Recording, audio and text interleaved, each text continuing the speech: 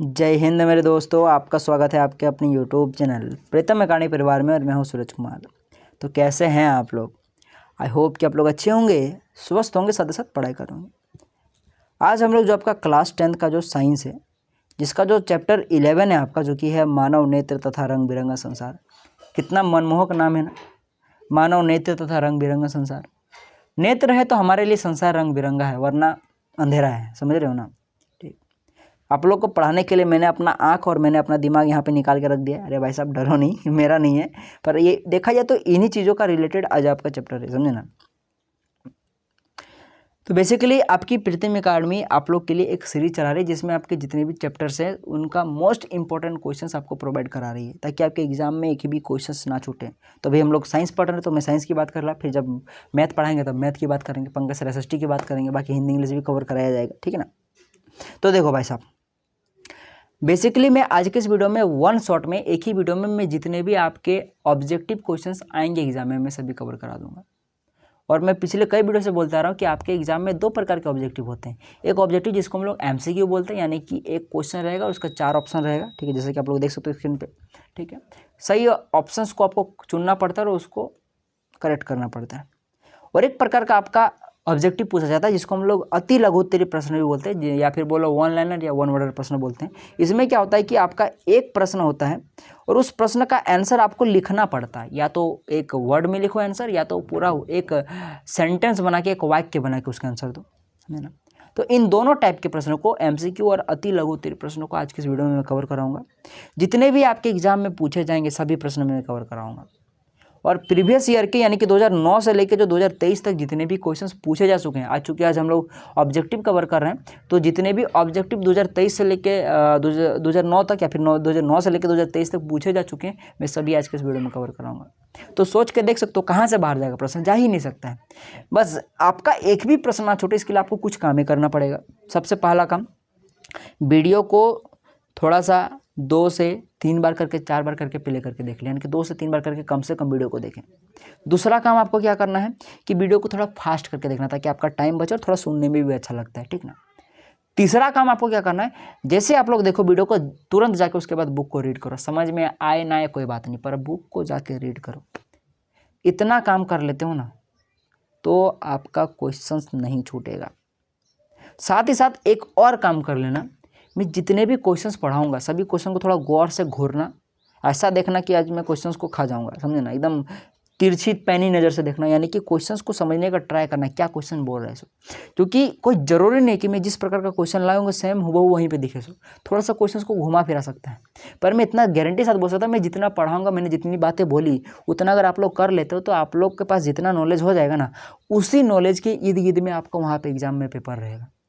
तो इसीलिए बोल रहा हूँ कि भाई साहब कोई गारंटी नहीं कि जो ये जो क्वेश्चन जो मैं पढ़ा रहा हूँ वो सेम वो वहाँ पे दे, पर इसी पैटर्न का क्वेश्चन रहेगा, यहीं से क्वेश्चन आपका आएगा। जितना आप, मैंने बोला उतना चीज़ कर लेते हो ना, तो उसी के इर्द गिर्द में आपका पेपर होगा, समझे ना। तो इसीलिए सभी चीज़ों को मैंने जो बोला अच्छे से फॉलो करें, एकदम हार्ड से, स्ट्रिक्टनेस के साथ, डिसिप्लिन के साथ फॉलो करें। बस इतना कर लो, आपका एक भी नंबर ऑब्जेक्टिव में नहीं कटेगा, समझे ना। और सब्जेक्टिव भी करा दूंगा तब वही नहीं कटेगा। सब्जेक्टिव में मैं 2009 से लेकर 2023 तक जितने भी पूछे गए प्रश्न मैं सभी करा दूंगा। तो वैसा आपका नंबर बहुत ही अच्छा आएगा, बस बिलीव करो, चैनल के साथ जुड़े रहो, ठीक है। चलिए अब हम लोग स्टार्ट करते हैं।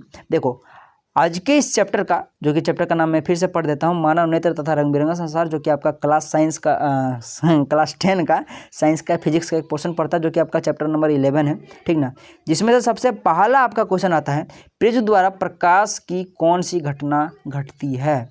भाई साहब ये 2023 का पूछा गया प्रश्न है, मैं बेसिकली झारखंड बोर्ड की बात कर रहा हूँ। अब ये चैप्टर अगर आपका है तो आपके लिए इंपॉर्टेंट है, चाहे आप लोग किसी भी स्टेट से बिलोंग करते हो, समझे ना। अगर आपका चैप्टर है तो इंपॉर्टेंट है, तो ऐसा नहीं कि सर झारखंड बोर्ड का दे रहे हो, हम लोग पढ़े कि नहीं, सबके लिए बाबू, ठीक ना। क्वेश्चन यहीं कहीं से आते हैं, ठीक ना। तो झारखंड बोर्ड 2023 में पूछा गया प्रश्न, इसी साल पूछा गया प्रश्न है भाई साहब, ठीक ना।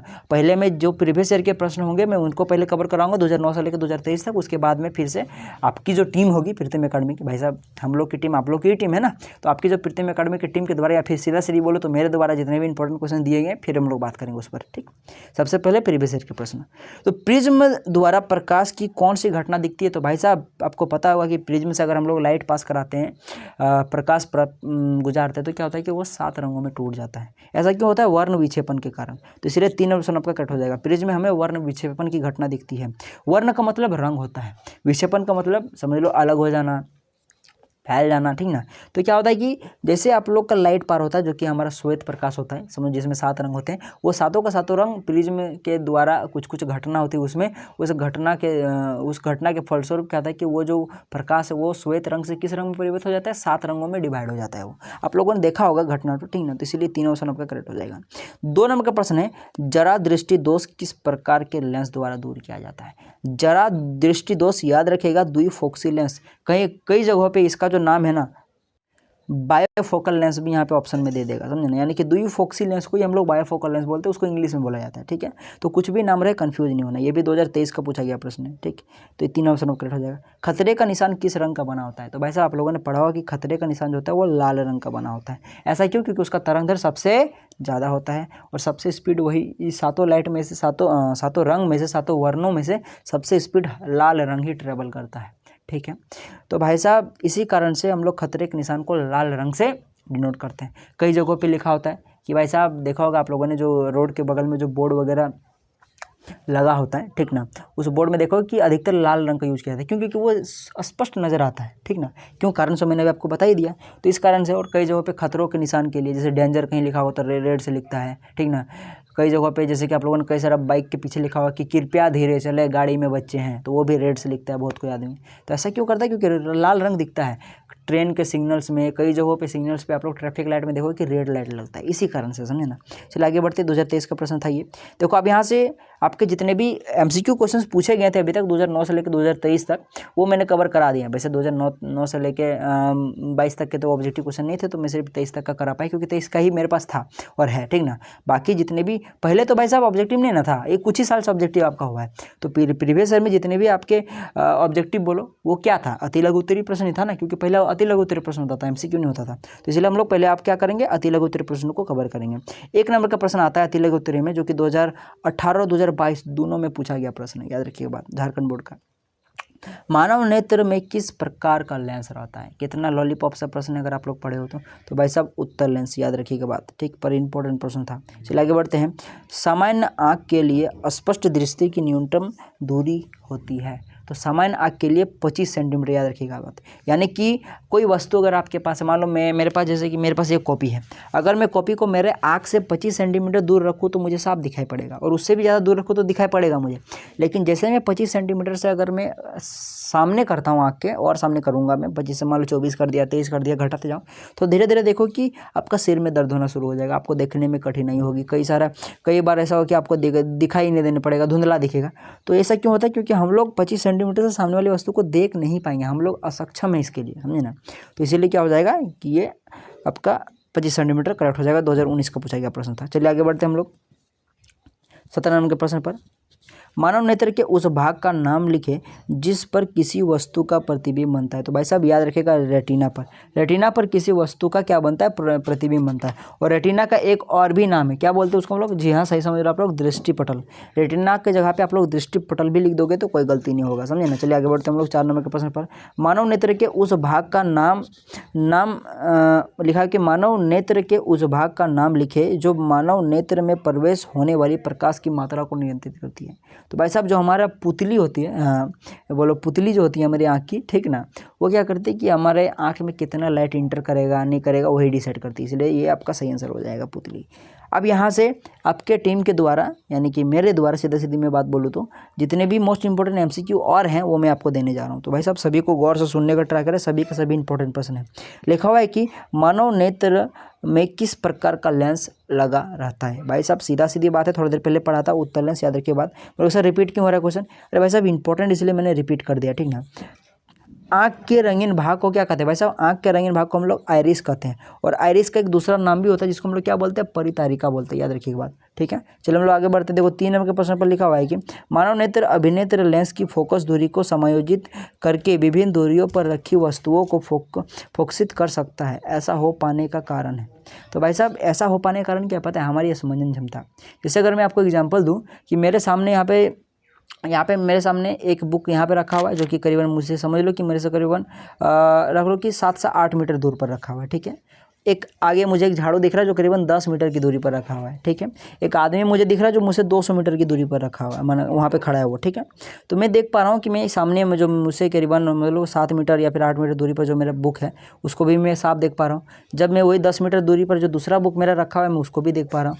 वहाँ जो आदमी जो खड़ा है 200 मीटर दूर उसको भी मैं देख पा रहा हूँ। ऐसा क्यों हो पा रहा है? क्योंकि समंजन क्षमता मेरे पास सही है। समंजन क्षमता के कारण कि मैं विभिन्न विभिन्न दूरी पर रखे वस्तुओं को मैं देख पाता हूँ, समझे ना। तो किस कारण से? समंजन क्षमता कारण से, याद रखिएगा बात। तो इसलिए 2 नंबर ऑप्शन आपका करेक्ट हो जाएगा। चलिए आगे बढ़ते हैं हम लोग। 4 नंबर के प्रश्न पर लिखा है मानव नेत्र के उस भाग पर किसी वस्तु का प्रतिबिंब बनता है वह है, यानी कि मानव नेत्र के जिस भाग पर किसी वस्तु का प्रतिबिंब बनता है वह है, ठीक ना। सीधा सीधी क्वेश्चन पूछ रहा है कि आखिर हमारे आंख में किस भाग पर प्रतिबिंब बनता है। तो भाई साहब किस पर बनता है? रेटिना पर बनता है। रेटिना का दूसरा नाम क्या है? दृष्टिपटल, इसलिए यहाँ पे दृष्टिपटल लिखा हुआ है, यहाँ पे रेटिना ऑप्शन में नहीं है। तो दोनों में से कोई भी हो आप लोग करेक्ट कर दीजिएगा। सेम उसी प्रकार का प्रश्न है, देखो थोड़ा सा खाली प्रश्न को ट्विस्ट कर दिया गया है। बोला था मैंने कि क्वेश्चन यहीं कहीं होंगे, बस थोड़ा सा लैंग्वेज चेंज होगा। जैसे कि ये प्रश्न आपका ऐसा भी पूछा जा सकता है कि नेत्र के किस भाग में प्रतिबिंब का निर्माण होता है। तो भाई साहब वही दृष्टिपटल, 1 नंबर ऑप्शन आपका करेक्ट हो जाएगा, ठीक ना। चलिए आगे बढ़ते हैं। देखो 6 नंबर का प्रश्न पर आते हैं हम लोग।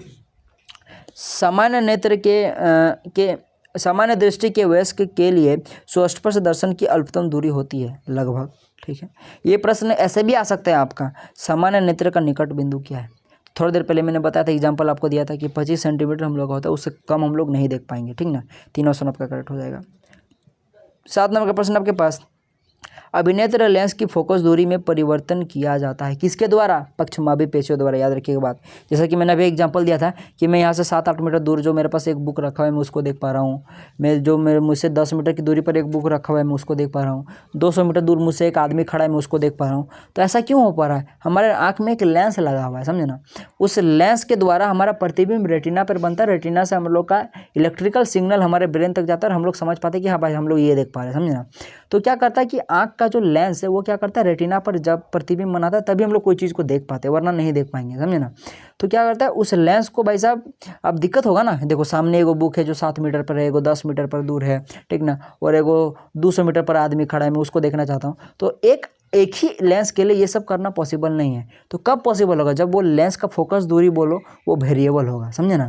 कभी कम ज़्यादा हो पाएगा तब। तो वो लेंस जो है हमारा आँख का लेंस वो अपनी फोकस दूरी को कम ज़्यादा करता है, जिस कारण से मैं अभी 7 मीटर दूरी पर 10 मीटर दूरी पर ये दोनों किताब को देख पा रहा हूँ, उस 200 मीटर आदमी को देख पा रहा हूँ। तो वो फोकस दूरी को समायोजित करता है। फिर बोलो कि उस दूरी को क्या करता है, घटाता बढ़ाता है। कौन? एक हमारा पेशी होता है, एक मांसपेशी होता है जिसको हम लोग बोलते हैं पक्षमापी पेशी, समझे ना।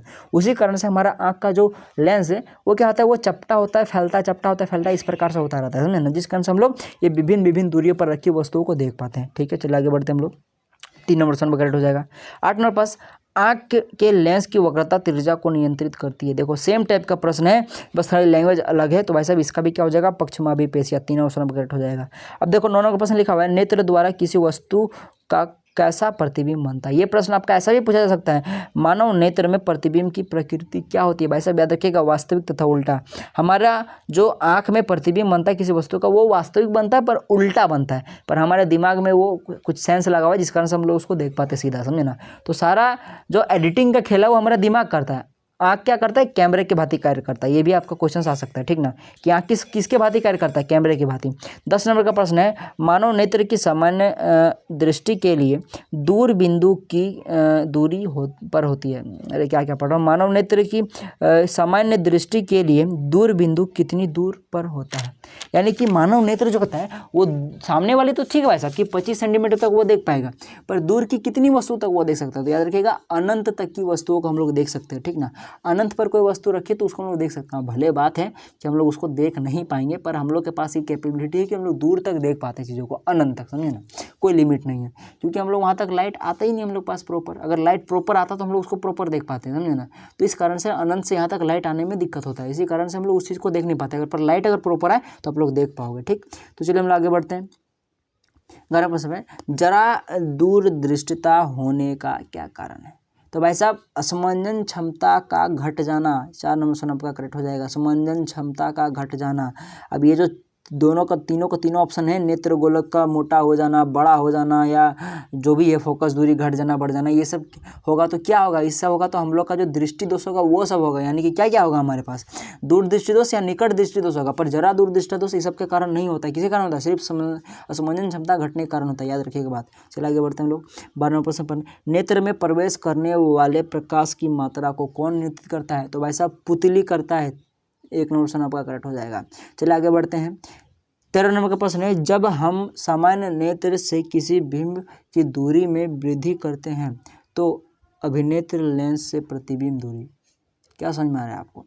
भाई साहब जब हम लोग जो हमारा सामान्य नेत्र यानी कि जो ठीक ठाक यानी कि सही नेत्र है, सही आँख है, उस आँख के सामने से, जैसे कि मेरे सामने एक बुक रखा है, मैं इस बुक को मैं मान लो कभी बोलो जैसे मेरा भैया को अगर मैं बोलूँ कि भाई साहब मैं यहाँ पे बैठा हुआ, ठीक है, मैं फिक्स जगह पे हूँ, मेरे सामने एक बुक रखा है जो कि 100 मीटर की दूरी पर है, मैं बोलूँ कि भाई साहब एक काम करो भैया, बुक को क्या करो 200 मीटर कर दो, तो 200 मीटर दूर कर गया। तो अब बताओ जो पहले जो था आपका 100 मीटर पर बुक, अब वो 200 मीटर पर चला गया, तो उन दोनों कंडीशन में जो मेरा प्रतिबिंब बनेगा वो मेरा कहाँ बनेगा, उसका आँख के लेंस से प्रतिबिंब की दूरी कितनी होगी, उस दूरी में कोई फर्क होगा कि नहीं होगा? तो आप बोलेंगे जी हाँ होगा, पर ऐसा नहीं है भाई साहब, दूरी में कोई फर्क नहीं होगा, वो जाके रेटिना पर ही बनेगा, अगर नहीं बनेगा तो दिखेगा नहीं, और आँख से रेटिना के बीच की दूरी फिक्स है। तो इसलिए आप लोग याद रख सकते हो कि भाई साहब प्रतिबिंब चाहे कहीं भी हो, अगर आपका आँख सही है, हाँ, तो फिर क्या होगा कि जो आपका नेत्र लेंस है उससे जो प्रतिबिंब की दूरी होगा वो समान होगा, याद रखिएगा बात। तो इसलिए क्या हो जाएगा, में कोई परिवर्तन नहीं होता है। 3 नंबर ऑप्शन आपका करेक्ट हो जाएगा। क्यों? क्योंकि हमारा पश्चिमा भी पेशी उसको उस हिसाब से एडजस्ट कर देगा, जिस कारण से बार बार प्रतिबिंब हमारे रेटिना पर बनेगा, और रेटिना आँख के लेंस से समान एक फिक्स दूरी पर होता है, इस कारण से, समझे ना। देखो हमारे पास 14 नंबर के प्रश्न पर आते हैं, किस दृष्टि दोष में वस्तु का प्रतिबिंब रेटिना के सामने बनता है? किस कारण? निकट दृष्टि दोष का। एक क्वेश्चन आपका करेक्ट हो जाएगा। चलिए 15 नंबर प्रश्न पर आते हैं, निकट दृष्टि दोष को किस लेंस द्वारा दूर किया जाता है? तो निकट दृष्टि दोष को हम लोग अवतल लेंस द्वारा दूर कर सकते हैं। 2 ऑप्शन आपका करेक्ट हो जाएगा। चलिए 16 नंबर प्रश्न पर आते हैं, दीर्घ दृष्टि दोष को किस लेंस द्वारा दूर किया जाता है? दीर्घ दृष्टि दोष को हम लोग किस लेंस द्वारा दूर कर सकते हैं? उत्तल लेंस द्वारा, याद रखिएगा। दीर्घ दृष्टि उत्तल लेंस द्वारा, निकट दृष्टि अवतल लेंस द्वारा। निकट अवतल, दूर उत्तल, दूर उत्तल, निकट अवतल, ठीक, याद रखिएगा बात। इतना बार मैंने रिपीट कर दिया। जरा दूर दृष्टि को किस लेंस द्वारा दूर किया जा सकता है? भाई साहब बायोफोकल लेंस, जैसा कि मैंने बोला था, बायोफोकल लेंस भी हो सकता है या फिर द्विफोक्सी लेंस भी हो सकता है, एक ही नाम है। 18 नंबर का प्रश्न है, लिखा हुआ है कि अवतल लेंस के चश्मे का उपयोग करके किस दृष्टि दोष को दूर किया जाता है? जाहिर सी बात है भाई साहब कि अवतल लेंस का चश्मा वही पहनेगा जिसको निकट दृष्टि दोष होगा, क्योंकि निकट दृष्टि दोष को दूर करने के लिए हम लोग अवतल लेंस का उपयोग करते हैं, इसलिए 1 ऑप्शन आपका करेक्ट हो जाएगा। 19 नंबर का प्रश्न है, लिखा हुआ है कि उत्तल लेंस के चश्मे का उपयोग करके किस दृष्टि दोष को दूर किया जाता है? भाई साहब उत्तल लेंस का उपयोग वही व्यक्ति करेगा जिसको दीर्घ दृष्टि दोष होता है, इसलिए 2 ऑप्शन आपका करेक्ट हो जाएगा। चलिए आगे बढ़ते हैं हम लोग। 20 नंबर का प्रश्न लिखा है कि श्वेत प्रकाश में कितने रंग होते हैं? थोड़ा देर पहले बताया था 7 रंग होते हैं। चलिए आगे बढ़ते हैं हम लोग। इंद्रधनुष बनता है, इंद्रधनुष किसके कारण बनता है? वर्ण विक्षेपण, उसके बाद किसके कारण? अपवर्तन, पूर्ण आंतरिक परावर्तन के कारण, इसलिए 3 ऑप्शन आपका करेक्ट हो जाएगा। कई सारे रीजन्स होते हैं इसके। देखो कि इंद्रधनुष के निर्माण के लिए निम्न में प्रकाश की कौन सी घटना सही है? तो वर्ण विक्षेपण, इसलिए 3 ऑप्शन आपका करेक्ट हो जाएगा। 23 नंबर का प्रश्न है, तारे का टिमटिमाना प्रकाश के किस घटना को प्रदर्शित करता है या फिर दर्शाता है? तारे का टिमटिमाना प्रकाश का अपवर्तन, याद रखिएगा 2 नंबर ऑप्शन आपका करेक्ट हो जाएगा, या फिर वायुमंडलीय अपवर्तन के कारण, ये भी आप लोग ले सकते हो। 24 नंबर प्रश्न लिखा हुआ है कि आकाश के नीले रंग का कारण है। आकाश का नीले रंग का कारण क्या है? असल में वायुमंडल, पर वायुमंडल में कौन सी घटना होती है जिस कारण से हमें आकाश नीले रंग का दिखाई पड़ता है? जी हाँ, आप लोग सही समझ रहे हो, प्रकाश का परिकिरण, यानी 3 ऑप्शन आपका करेक्ट हो जाएगा। अगर हमारे इस भूमि पर, इस धरती पर वायुमंडल ना हो तो हमें आकाश कैसा दिखाई पड़ेगा? काला दिखाई पड़ेगा, याद रखिएगा बात। ये भी क्वेश्चन आपका आ सकता है। वायुमंडल की अनुपस्थिति में पृथ्वी के आसमान का रंग दिखाई देगा। देखो मैं बोल रहा था वही प्रश्न आ गया, तो काला, इसीलिए 1 ऑप्शन आपका करेक्ट हो जाएगा।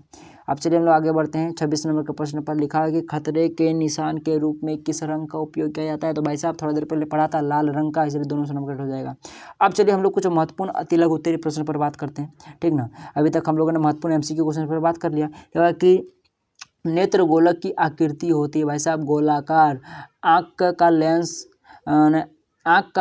बना होता है, यहाँ पे काट हटा दीजिएगा, आँख का लेंस बना होता है भाई साहब प्रोटीन का बना होता है, याद रखिएगा बात। चलिए आगे बढ़ते हैं हम लोग।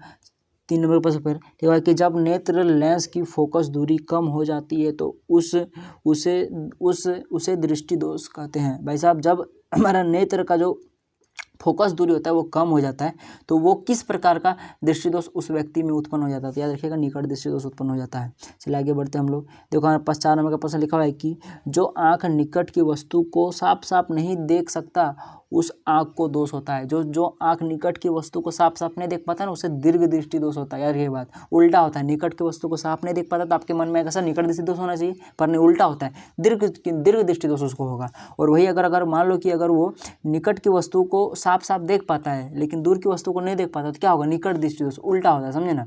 जो चीज़ देख पाएगा साफ साफ उसी को लगा दीजिएगा दोष में, समझे। निकट की वस्तु को देख पाता तो निकट दृष्टि दोष, समझे ना। दूर की वस्तु को देख पाता तो दूर दृष्टि दोष, उल्टा है ना।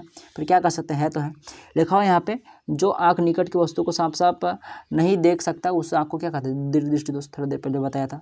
चलो लिखा हुआ है कि दृष्टि 5 नंबर लिखा है कि दृष्टि नेत्र गोलक का व्यास होता है। जो हमारे पास नेत्र गोलक का व्यास कितना है भाई साहब, 2.3 सेंटीमीटर, याद रखिए बात लगभग में, ठीक है ना, एक्चुअल नहीं होता है, किसी कम ज़्यादा हो सकता है।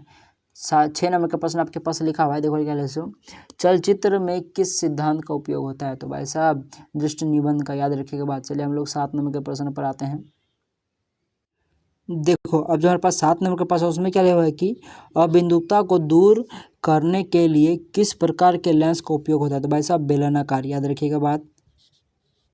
देखो हमारे पास 8 नंबर का प्रश्न है। 8 नंबर लिखा है कि मानव नेत्र में रेटिना पर बनने वाले प्रतिबिंब की प्रकृति क्या है, भाई साहब वास्तविक तथा उल्टा, थोड़ा देर पहले था प्रश्न ये वाला। देखो 9 नंबर का प्रश्न लिखा है कि रेटिना से जुड़े 2 तंतुओं के नाम लिखे, तो भाई साहब क्षणनुमा एवं शंकुनुमा, याद रखिएगा बात। चलिए हम लोग 10 नंबर का प्रश्न आते हैं, कौन सा तंत्रिका तंतु प्रकाश की तीव्रता के लिए उत्तरदायी होता है, तो भाई साहब क्षणनुमा आकृति के तंतु, याद रखिएगा क्षणनुमा आकृति के तंतु कारण ही प्रकाश की तीव्रता उत्तरदायी होती है। चलिए आगे बढ़ते हैं हम लोग। लिखा हुआ यहाँ पे देखो 11 नंबर का प्रश्न पे लिखा हुआ है कि कौन सा तंत्रिका तंतु रंग परिवर्तन की समझ एवं अवगम के लिए उत्तरदायी होता है, तो भाई साहब शंकु आकृति के तंतु, याद रखिएगा बात। चलिए आगे बढ़ते हैं। ये क्वेश्चन आने के चांसेस बहुत ही कम है पर फिर भी कर लीजिएगा, ठीक ना, मैंने जान के डाला हुआ है। मानव नेत्र में रेटिना पर बने प्रतिबिंब की सूचना किसके द्वारा पहुंचती है, भाई साहब दीर्घ तंत्रिकाओं द्वारा, आपको पता होगा। चलिए आगे बढ़ते हैं। लिखा 13 नंबर का प्रश्न है, सूर्योदय तथा सूर्यास्त के समय सूर्य कैसा प्रतीत होता है, रक्ताभ यानी कि लाल रंग जैसा, आपको पता ही होगा। लिखा 14 नंबर का प्रश्न लिखा कि तारे के टिमटिमाने का मुख्य कारण क्या है, भाई साहब वायुमंडल या अपवर्तनांक, याद रखिएगा बात। चलिए आगे बढ़ते हैं। 15 नंबर प्रश्न पर लिखा है कि कौन रंग प्रिज्म द्वारा कम और अधिक विचलित होता है, तो सबसे कम जो होगा वो हमारा कौन सा रंग हो जाएगा, बैगनी रंग हो जाएगा। सबसे कम बैगनी रंग हो जाएगा, यानी सबसे ज़्यादा बैगनी रंग हो जाएगा और सबसे कम लाल रंग हो जाएगा। इसलिए देखोगे मान लो ये प्रिज्म है आपका, यहाँ से अगर लाइट गुजर रहा है तो लाल रंग होगा, वो एकदम इस प्रकार से आपको दिखेगा, पर बैगनी रंग सबसे ज़्यादा विचलित होता है, आप लोगों ने देखा होगा आप लोगों ने, ठीक। चलिए 16 नंबर प्रश्न पर लिखा है कि किस रंग के लिए प्रकाश की चाल कम और अधिक है, थोड़ा देर पहले बताया था कि लाल रंग की सबसे अधिक होती है और बैगनी रंग की सबसे कम, इसलिए यही आपका सही आंसर हो जाएगा। चलिए आगे बढ़ते हैं।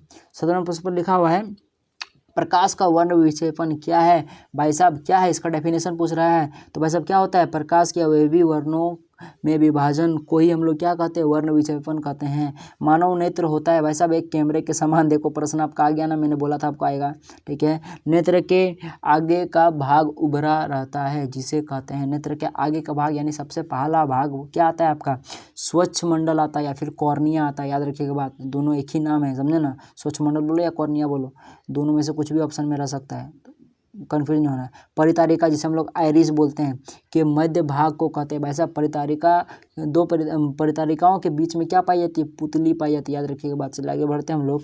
21 नंबर पर लिखा है प्रकाश सुग्राही कोशिका होती है, भाई साहब रेटिना पर ही प्रकाश सुग्राही कोशिकाएं पाई जाती है, जिसका अनुसार हमारा इमेज का सिग्नल्स ब्रेन तक पहुँचता है, समझे ना। चलिए आगे बढ़ते हम लोग। प्रकाश सुग्राही कोशिका की आकृति होती है भाई साहब क्षणनुमा, बाकी कमेंट करके जरूर बताइएगा। 23 नंबर के प्रश्न पर लिखा हुआ है कि दूर की वस्तुओं को देखने के लिए नेत्र लेंस अपनी फोकस दूरी को क्या कर लेता है, बढ़ा लेता है। सही याद रखिएगा बात, दूर की वस्तु को देखने के लिए नेत्र लेंस के मोटा होने से उसकी फोकस दूरी क्या हो जाती है भाई साहब, घट जाती है। मोटा होगा यानी कि जाहिर सी बात है उसकी फोकस दूरी घट जाएगी। चलिए आगे बढ़ते हैं। जब पक्षमाभी पेशियाँ फेल या फिर बोलो शिथिल, फेल लिख सकते हैं, फिर ऐसा लिख देगा जब पक्षमाभी पेशियाँ शिथिल हो जाती है फिर फैल जाती है तो नेत्र क्या हो जाता है भाई साहब, पतला हो जाता है। चलिए आगे बढ़ते हैं हम लोग। देखो हमारे पास 26 नंबर का प्रश्न है, लिखा है कि जब वस्तु का प्रतिबिंब नेत्र लेंस के द्वारा रेटिना पर नहीं बनता है तब उसे कहते हैं भाई साहब दृष्टि दोष कहते हैं। रेटिना पर नहीं बनेगा तो उसमें दृष्टि दोष कह देंगे। 27 नंबर प्रश्न में लिखा है कि दृष्टि दोष मुख्यतः होते हैं भाई साहब 3 प्रकार के, क्या क्या, दूरदृष्टि, निकट दृष्टि, जरा दूरदृष्टि। चलिए आगे बढ़ते हैं हम लोग। देखो क्या लिखा है, 28 नंबर के प्रश्न पर नेत्र गोलक के लंबा हो जाने से कौन सा दृष्टि दोष उत्पन्न होता है। लंबा जब हो जाएगा नेत्र गोलक तो याद रखेगा वो निकट दृष्टि दोष को उत्पन्न कर देता है। और वही अगर पूछ लो कि दीर्घ दृष्टि दोष में प्रतिबिंब बनता है तो भाई साहब दीर्घ दृष्टि दोष में जो प्रतिबिंब बनता है वो जो रेटिना उसके पीछे बनता है। यानी मान लो कि ये अगर आपका आँख है तो ये रेटिना अगर है आपका तो इधर कहीं बनेगा इमेज, तो इसका आंसर दीर्घ दृष्टि दोष होता है। और यही अगर मान लो ये आपका रेटिना है पीछे तरफ का तो अगर इधर रेटिना से पहले बन जाए तो निकट दृष्टि दोष। यहाँ पे याद रखिएगा पक्षमाभी पेशियों के दुर्बल होने से कौन सा दृष्टि दोष उत्पन्न होता है। तो भाई साहब कौन सा होता है, केवल निकट एवं केवल दीर्घ। यानी कि अगर आपका पक्षमाभी पेशी दुर्बल हो गया है तो या तो केवल निकट होगा या तो केवल दीर्घ होगा। चलिए आगे बढ़ते हैं हम लोग। जो नेत्र दूर की वस्तु को साफ साफ नहीं देख सकता उसमें होता है। भाई साहब जो दूर की वस्तु को साफ साफ नहीं देख पाता यानी कि क्या होगा, निकट की वस्तु को साफ साफ देख पाएगा। तो जिसको साफ साफ देख पाएगा उसी को हम लोग दृष्टि दोष मान लेते हैं। निकट की वस्तु इसलिए निकट दृष्टि दोष, समझे ना। या फिर यूँ याद रखिएगा कि जो वस्तु दूर की वस्तु को नहीं देख पा रहा है तो उसका उल्टा यानी निकट दृष्टि दोष हो जाएगा। चलिए आगे बढ़ते हैं हम लोग। देखो मोतियाबिंद का सफल इलाज है तो मोतियाबिंद का सफल इलाज होता है शल्य चिकित्सा द्वारा ऑपरेशन कराना पड़ेगा, उपाय भाई नहीं है भाई साहब, ठीक ना। चलिए आगे बढ़ते हैं। दोपहर में सूर्य की चक्रिका प्रतीत होती है भाई साहब गोलाकार। क्यों ऐसा होता है भाई साहब, क्योंकि अपवर्तनांक बहुत ही कम रह जाता है ना के बराबर, समझे ना, वायुमंडल का। चौथे समय प्रश्न लिखा है दोपहर के समय सूर्य वृत्तीय प्रतीत होता है। क्यों, क्योंकि भाई साहब वही वायुमंडल अपवर्तनांक नहीं होने कारण ऐसा होता तो जरूर होगा पर बहुत ही कम। 35 नंबर का प्रश्न लिखा है कि प्रतिदिन सूर्योदय एवं सूर्यास्त के बीच लगभग कितने मिनट का अंतर होता है। भाई साहब 4 मिनट का। कैसे कि देखो हमें सूर्य जो होता है वो 2 मिनट पहले दिखाई पड़ता है, यानी वास्तविक एक्चुअल सूर्योदय से 2 मिनट पहले दिखाई पड़ता है और सूर्योदय होने के बाद 2 मिनट तक एक्स्ट्रा और दिखाई पड़ता है। तो इधर 2 मिनट और उधर 2 मिनट, 4 मिनट हुआ ना। चलिए आगे बढ़ते हैं हम लोग। 36 नंबर प्रश्न लिखा हुआ है कि वायुमंडलीय अपवर्तनांक के कारण सूर्य वास्तविक सूर्योदय से लगभग कितने मिनट पहले दिखाई देता है। तो भाई साहब 2 मिनट पहले बताया था। और ये सूर्योदय की बात हुई, क्वेश्चन आपका सूर्यास्त से भी पूछ सकता है, सूर्यास्त का भी यहाँ पे नाम लेकर क्वेश्चन पूछा जा सकता है। तो यहाँ भी 2 मिनट लिख दीजिएगा, सही आंसर हो जाएगा। लिखा है कि पृथ्वी के नज़दीक वाले वायुमंडलीय सतह का घनत्व अधिक होता है, इसलिए यह खाली घर माध्यम का कार्य करता है। तो भाई साहब सघन माध्यम का, आप लोगों ने पढ़ा होगा सघन माध्यम, विरल माध्यम। चलिए आगे बढ़ते हैं। 38 नंबर प्रश्न लिखा है कि वायुमंडलीय अपवर्तनांक के कारण प्रकाश किरण हर क्षण मुड़ती है किसकी ओर, अभिलंब की ओर। याद रखिएगा बात। चलिए आगे बढ़ते हैं हम लोग। 39 नंबर का प्रश्न पर है, लास्ट का 2 प्रश्न बचा हुआ है। लिखा क्या ग्रह कि लिखा कि क्या ग्रह टिमटिमाते नजर आते हैं। भाई साहब कमेंट कीजिएगा, बाकी आंसर तो आप लोगों ने देख ही लिया होगा, ठीक ना। और क्यों नहीं करते हैं आप लोग कमेंट कर जरूर बताइएगा। लिखा है कि सूर्योदय तथा सूर्यास्त के समय सूर्य की चक्रिका पट्टी होती है, इसका कारण है वायुमंडलीय अपवर्तनांक। याद रखिएगा बात। तो इस प्रकार से हमने सारा क्वेश्चन कवर कर लिया। अब नेक्स्ट हम लोग अगले चैप्टर पर मिलेंगे, ठीक ना। आप लोग कमेंट करके बताइए कि चैप्टर नंबर 1 आप लोग देखना पसंद करोगे पहले या फिर फिजिक्स का ही जो आपका लास्ट चैप्टर बचा हुआ है आपका लाइट वाला, प्रकाश वाला, वो वाला देखना पसंद करोगे। कमेंट कर जरूर बताइएगा, ठीक है। तो मिलेंगे अगले वीडियो में, तब तक के लिए जय हिंद, जय भारत और आपका दिन शुभ हो।